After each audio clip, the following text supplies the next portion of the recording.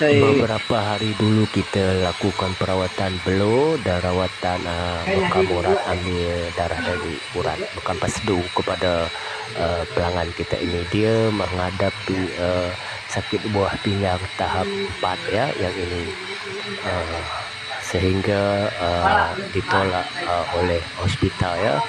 Permasalahan dia itu kira teruk lah kalau begitu ya. Apapun dia memanggil kita lagi hari ini, jadi kita lakukan perawatan beloh, yang ini rawatan terehead yang mana kita lakukan kali ini 3 perawatan. Rawatan terehead yang mana kita pakai beloh pemanas ini menembusi kulit, isi dan tulangnya, dan bagus untuk menghidupkan sel-sel yang mati, dan banyak manfaatnya rawatan ini ya. Apapun selesai saja kita lakukan perawatan beloh ini, kalian akan lihat nanti menyusul seterusnya kita lakukan bekam darah ya. Bekam darah ini kita ada lakukan di belakang itu 10 cup perhatikan darah banyak, yang mana darahnya tidak beberapa merah ya, maksudnya darahnya lebih kepada air banyak begitu ya. Jadi kita tidak sekali lakukan, berkali-kali banyak juga darah dia ini ya.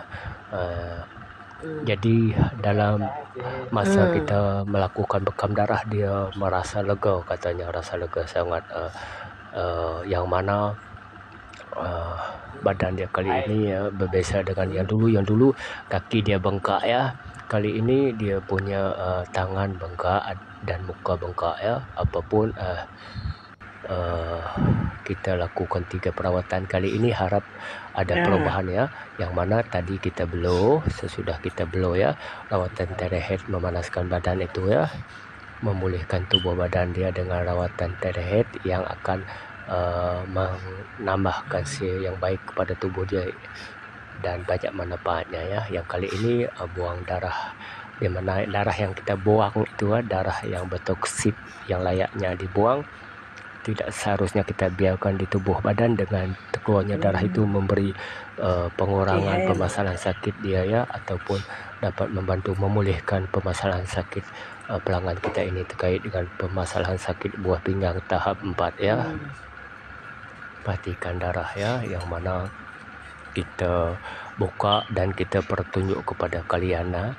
Yang ini sepantas saja kita pertunjukkan 3 perawatan sekaligus ya. Kalau kita menunjuk dari awal perawatan kita lakukan sampai selesai kesemuanya, memang mengambil masa yang lama. Apapun ini kita pendekkan saja, kita petunjuk kepada kalian beginilah perawatan yang kita lakukan terkait dengan permasalahan sakit pelanggan kita ini. Menyusul seterusnya nanti kalian akan lihat kita akan lakukan beloh air sebentar lagi ya, menggunakan rawatan terehead, yang mana alat itu pun bagus digunakan pakai, yang mana kita beloh air selama 20 minit ya, yang mana air ini akan boleh menyerap bila pesakit ini minum air ini bagus karena air yang biasa kita minum ya, biasa kita minum 20% saja boleh menyerap ke dalam badan kita. Dengan kita beloh ini maka 40% boleh menyerap ke tubuh badan kita, yang mana alat beloh ini akan